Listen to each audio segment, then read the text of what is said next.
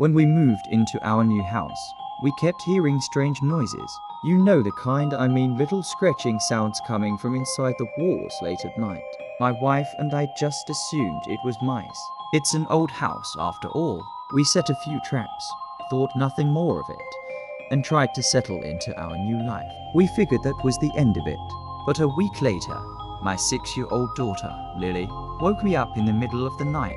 She was standing by my bed, her little face pale in the moonlight. She tugged on my sleeve and whispered something that made my blood run cold. She said, "Daddy, why are the people inside the walls watching us?" I tried to reassure her, telling her it was just a bad dream, that there were no people in the walls.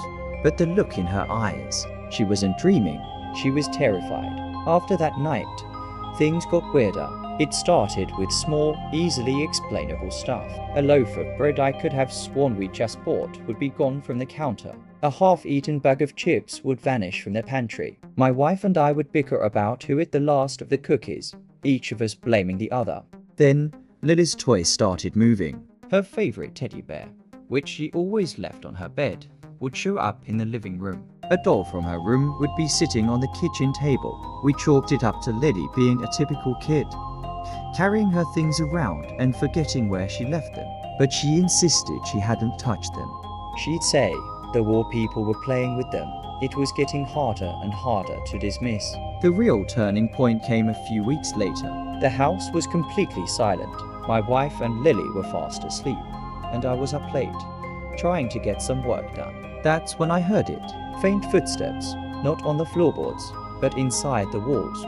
A soft, shuffling sound, like someone was carefully trying not to be heard. I held my breath and listened. The sound moved from the wall in the living room, down the hallway, and stopped right outside Lily's bedroom. My heart was pounding in my chest.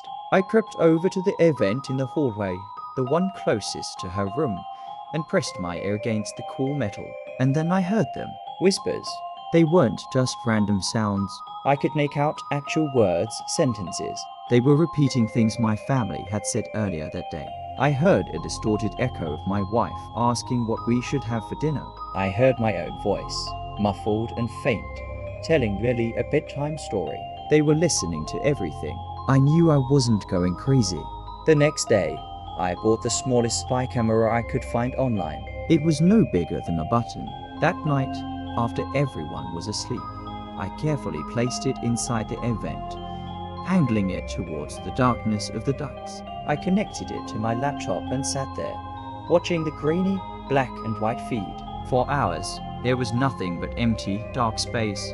I was starting to think I'd imagined it all. Then, at exactly 3:14 am, the motion sensor pinged. Something moved. I leaned closer to the screen, my eyes wide. A pale, milky white eye stared directly back into the lens. It was wide, unblinking, and just watching. My breath caught in my throat. Then, a hand appeared.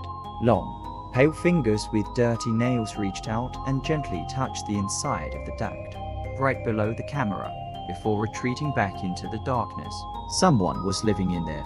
They had been living inside the walls of our house for weeks, watching us, listening to us. The next morning, I called the police. I felt ridiculous trying to explain it, but when I showed them the footage from the camera, their expressions changed. 2 officers came and started searching the house from top to bottom. They tapped on walls, checked the attic, and finally went down to the basement. It was there, behind a large section of drywall that looked just slightly newer than the rest, that they found it. They tore the wall down, revealing a dark, gaping hole. It was the entrance to a hidden system of crawl spaces, a labyrinth of narrow tunnels that staked their way through the entire skeleton of the house. There were signs of life everywhere: empty food wrappers, a makeshift bed of old blankets, even a few of Lily's missing toys lined up neatly against a wall. But the tunnels were empty. Whoever had been living there was gone. They had escaped before the police arrived. That night, we stayed in a hotel. There was no way we could sleep in that house, but morbid curiosity got the better of me. I opened my laptop and checked the feed from the spy camera, which was still active inside the vent. I fast-forwarded through the days recording the police search, the demolition of the wall. Nothing. Then, I checked the live feed. My heart stopped. There was new footage, recorded just minutes earlier. The motion sensor had been triggered again. Someone had come back. I watched, horrified, as the same pale eye appeared, staring into the camera.